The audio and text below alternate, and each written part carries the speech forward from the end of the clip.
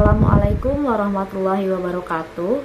Saya Alfi Wulandari Astuti dari kelas Kimia 3A dengan NIM 2208036010. Kali ini saya akan membuat sebuah video untuk tugas praktek video untuk mata kuliah studi hadis, yaitu dengan menghafalkan 8 hadis yang berkaitan dengan pendidikan dan lain-lainnya.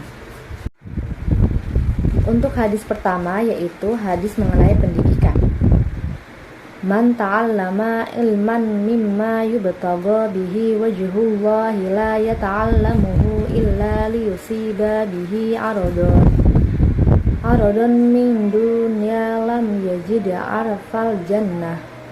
Artinya, barang siapa mempelajari suatu ilmu yang tidak untuk mencari keridhaan Allah, tapi hanya untuk mendapatkan nilai-nilai material dari kehidupan duniawi, maka ia tidak akan mencium harumnya surga. Riwayat Ahmad, Abu Daud, dan Ibnu Majah. Menurut penilaian Muhammad Ibnu Shalih Al-Utsaimin yang mengutip penilaian Yasir Al-Din Al-Albani, hadis ini sahih, baik yang diriwayatkan oleh Abu Daud, Ibnu Majah maupun oleh Ahmad. Dalam Sunan Abu Daud tercantum dalam hadis nomor 3664. Dalam Sunan Ibnu Majah tercantum dalam hadis nomor 252. Dan dalam Musnad Ahmad tercantum dalam bagian 2, 238 dan lain-lain yang bersumber dari Abu Hurairah. Bismillahirrahmanirrahim. Man talabal ilma liyujariya bihil ulama aw liyumariya bihi sufaha aw yasrifa bihi wajuhan nasi ilaihi adkhalahu Allahu an-nar. Artinya, barang siapa menuntut ilmu untuk menyaingi para ulama, atau untuk menyombongi orang-orang bodoh, atau untuk memalingkan pandangan orang-orang kepadanya, maka Allah memasukkannya ke dalam neraka. Hadis riwayat At-Tirmizi. Untuk hadis yang pertama, isi hadis tersebut adalah bahwa menuntut ilmu harus dilandasi dengan niat yang ikhlas, yaitu untuk mencari keridhaan Allah Subhanahu wa Ta'ala. Jika seseorang menuntut ilmu hanya untuk mendapatkan nilai-nilai material dari kehidupan duniawi, maka ia tidak akan mendapatkan manfaat yang hakiki dari ilmu tersebut. Nah, nilai-nilai yang terkandung pada hadis pertama yang sudah saya bacakan sebelumnya. Yang pertama, menuntut ilmu harus dilandasi dengan niat yang ikhlas. Niat yang ikhlas adalah niat yang semata-mata untuk mencari keridhaan Allah Subhanahu wa Ta'ala. Jika niat menuntut ilmu tidak ikhlas, maka ilmu tersebut tidak akan bermanfaat bagi diri sendiri maupun orang lain. Dan yang kedua, ilmu yang bermanfaat adalah ilmu yang digunakan untuk kebaikan. Ilmu yang bermanfaat adalah ilmu yang digunakan untuk mendekatkan diri kepada Allah Subhanahu wa Ta'ala serta untuk membantu sesama manusia.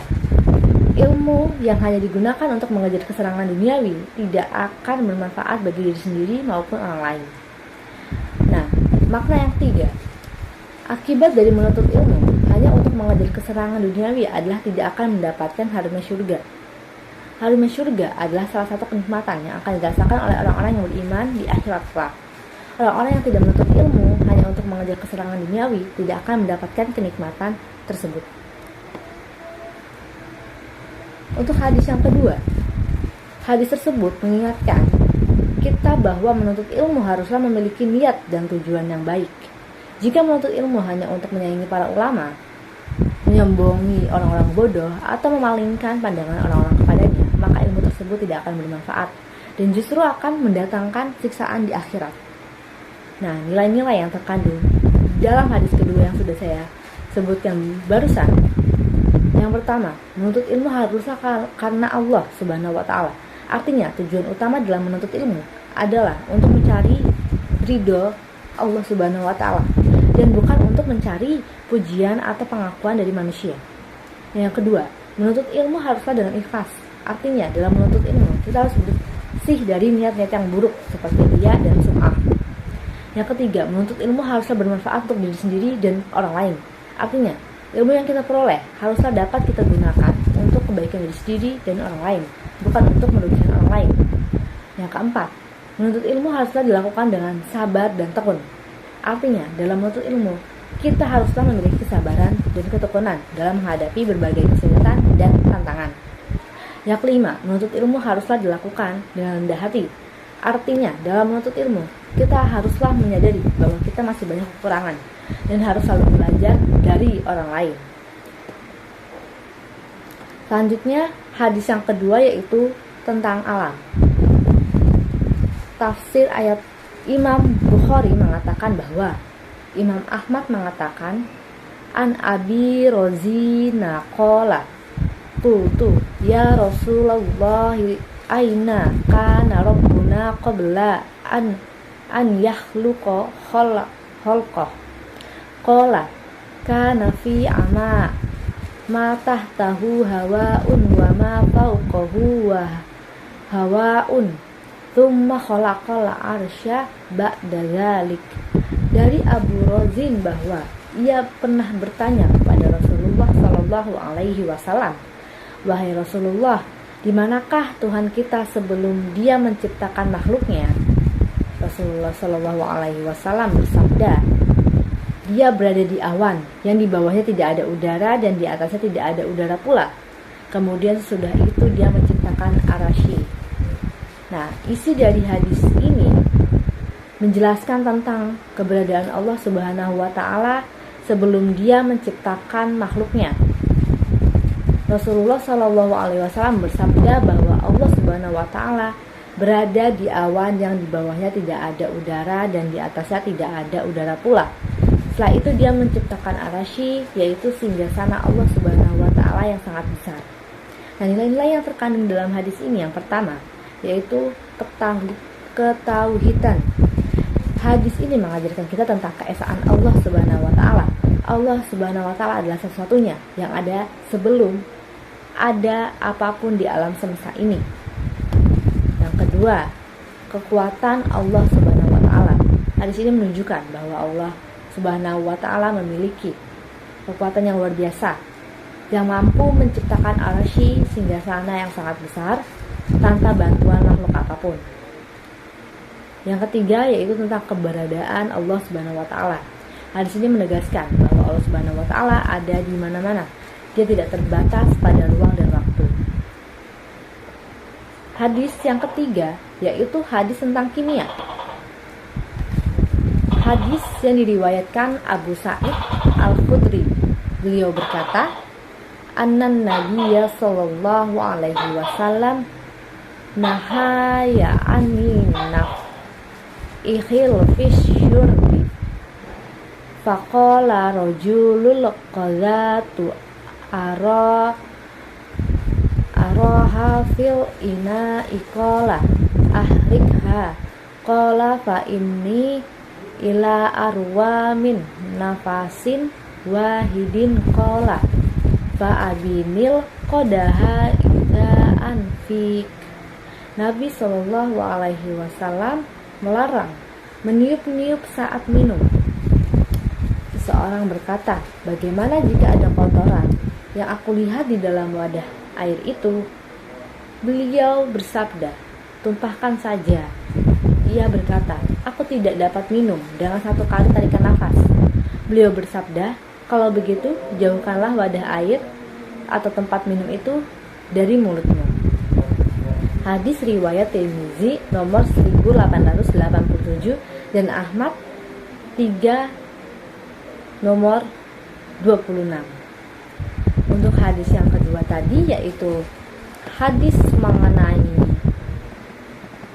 alam, yaitu termasuk hadis sahih, dan hadis tentang kimia ini juga termasuk hadis sahih. Dari hadis kimia yang barusan saya bacakan, hadis tersebut menyampaikan larangan Rasulullah Shallallahu Alaihi Wasallam terhadap kebiasaan meniup-niup saat minum. Ketika seseorang menyatakan kesulitan karena melihat kotoran di dalam wadah air, Rasulullah menyarankan untuk menuangkan air tersebut. Ketika individu tersebut mengungkapkan kesulitan meneguk air dalam satu tarikan nafas, Rasulullah menyarankan untuk menjauhkan wadah air dari mulutnya sebagai solusi. Nah, dari petikan hadis di atas dapat diambil kesimpulan bahwa dalam hal kimia, apabila kita menghirup atau meniup asap yang ditimbulkan dari minuman yang kita akan minum, maka akan timbul zat kimia berupa asam karbonat. Zat kimia tersebut dapat berpotensi menyebabkan sakit jantung.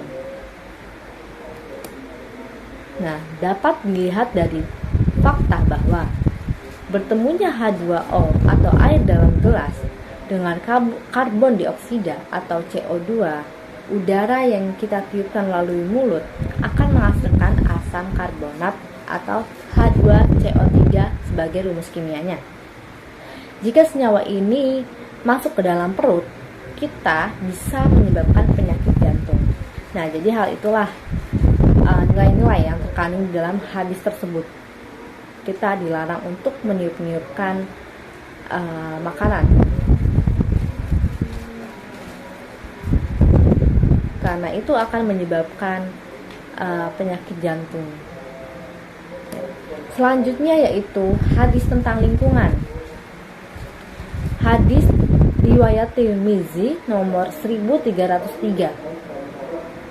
Haddatsana Qutaibatu haddatsana Abu Awanata an Qatadata an Anasin an Nabi sallallahu alaihi wasallam qala ma min muslimin yagrisu gorsan aw yazra'u zar'an fayakulu minhu insanun aw tayrun aw bahimatun illa kanat lahu sadaqatun qala wa fi al-babi an Abi Ayyub wa Jabirin wa Ummi Mubashirin wa Zaidin Khalidin qala Abu Isa hadithu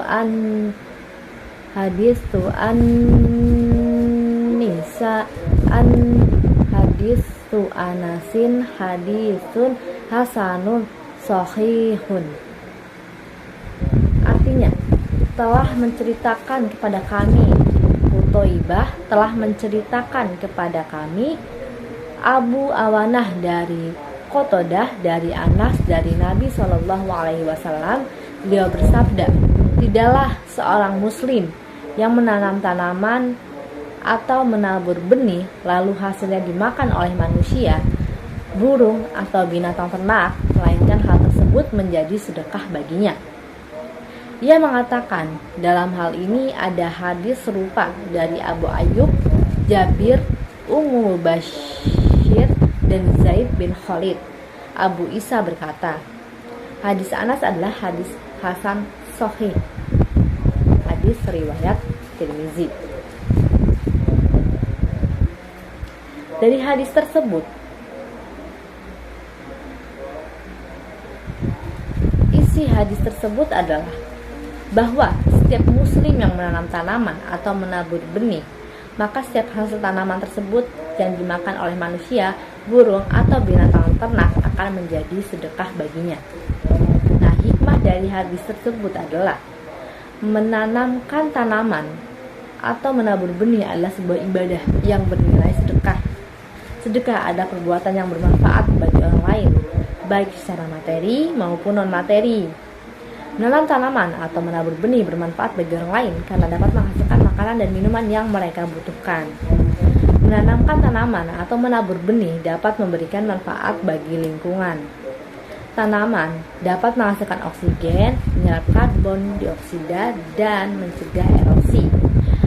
Nah, makna yang tiga atau nilai-nilai yang terkandung yang ketiga yaitu menanam tanaman atau menabur benih dapat menjadi investasi jangka panjang. Hasil tanaman dapat dinikmati oleh manusia bahkan setelah si penanam telah meninggal dunia. Hadis yang berikutnya yaitu hadis tentang hewan. Dari Abu Hurairah radhiyallahu anhu, Rasulullah shallallahu alaihi wasallam bersabda, "Qarasas namlatu nabiyya minal anbiya fa amara bi qaryatin namli fa ahrifat fa auhallahu ilaih an qarasas ka namlatun akhorak ta ummata minal umami tusabbihu." Artinya, seekor semut menggigit seorang nabi, kemudian ia memerintahkan untuk membakar sarang semut tersebut. Maka Allah menurunkan wahyu sebagai teguran kepadanya bahwa engkau telah digigit satu semut, kemudian engkau membalasnya dengan membakar satu umat yang bertasbih. Hadis Sahih Bukhari dan Muslim. Isi hadis tersebut menceritakan tentang seorang nabi yang digigit semut lalu memerintahkan untuk membakar sarang semut tersebut sebagai balasan. Allah kemudian menurunkan wahyu kepada nabi itu sebagai teguran atas tindakannya. Wahyu tersebut mengingatkan bahwa meskipun gigitan semut menyakitkan, membalasnya dengan membakar sarang semut yang berisi banyak semut yang bertasbih kepada Allah merupakan tindakan yang tidak adil dan berlebihan. Hikmah yang dapat diambil dari hadis tersebut adalah: yang pertama, menjaga kesabaran dan menghindari sikap pembalasan yang berlebihan. Hadis ini mengajarkan kita untuk bersabar dan tidak terpancing emosi ketika menghadapi situasi yang tidak menyenangkan, seperti digigit semut. Membalas dengan tindakan yang berlebihan dan melukai pihak yang lebih lemah tidak dibenarkan. Yang kedua, maknanya yaitu kita dapat menghargai makhluk hidup ciptaan Allah.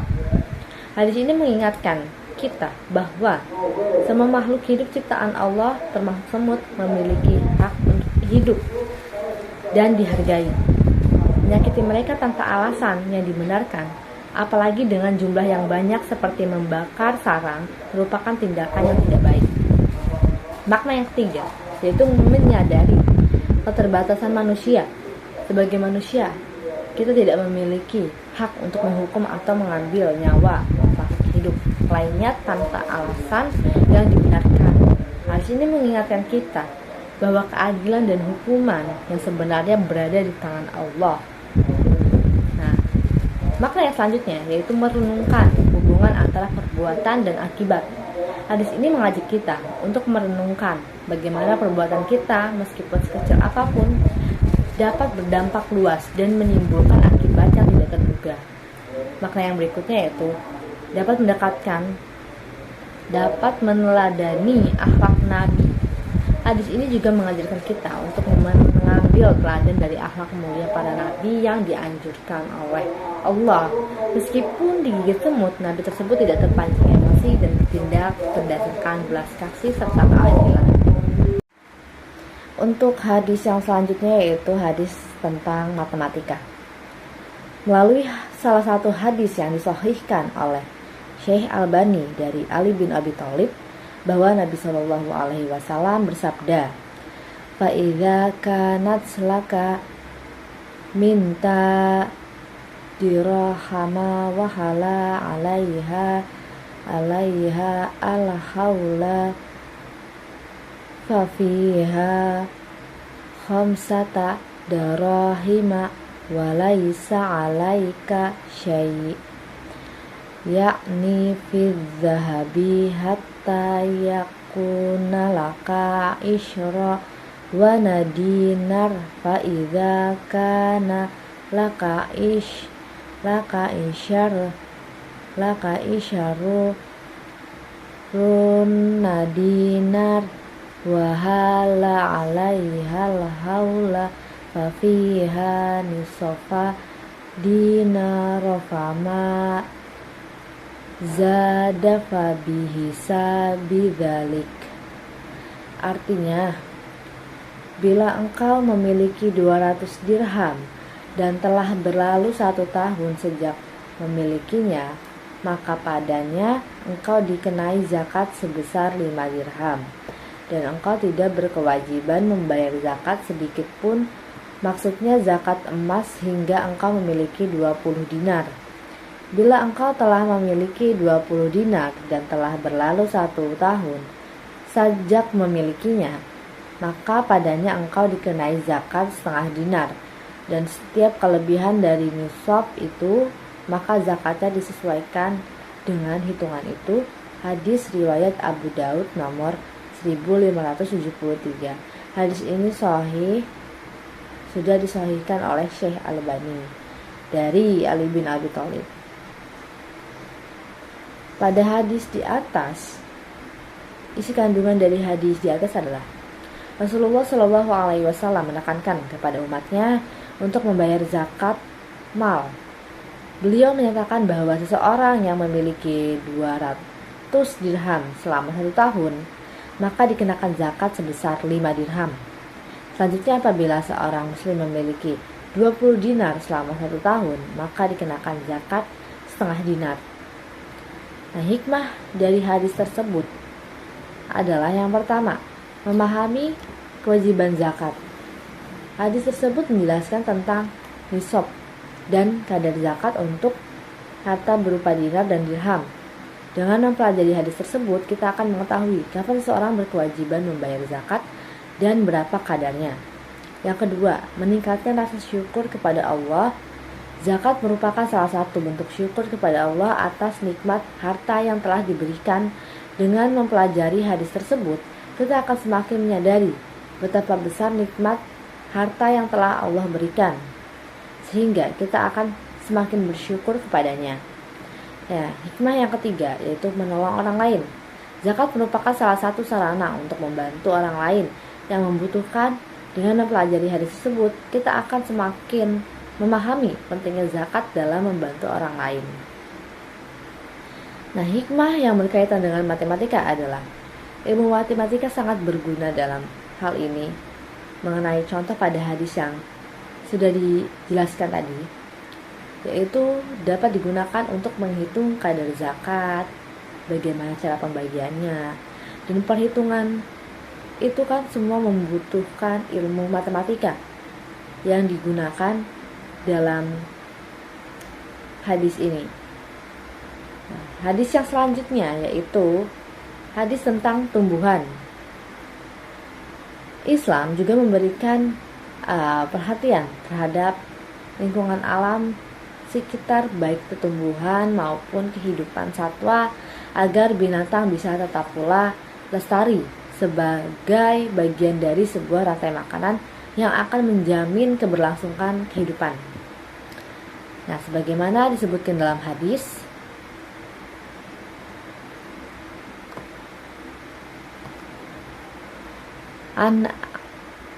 Anisi bin Maliki radhiyallahu anhu qala Rasulullah sallallahu alaihi wasallam, ma min muslimin yagrisu gharisan aw yazragu zar'an fayaqulu minhu tayrun au insana au bahimatu ila kana lahu bihi sadaqah. Artinya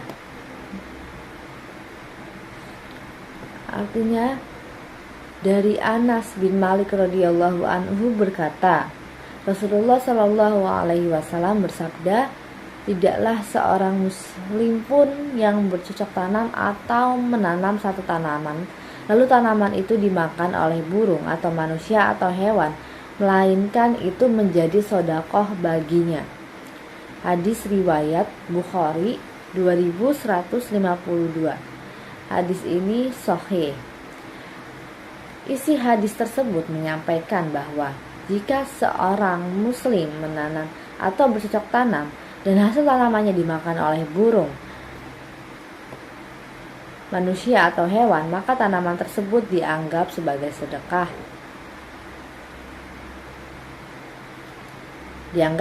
sedekah. Baginya, bagi pemilik tanaman. Dengan kata lain, tindakan menanam dan berusaha bercocok tanam dianggap sebagai amal kebajikan. Bahkan jika hasilnya dinikmati oleh makhluk lain.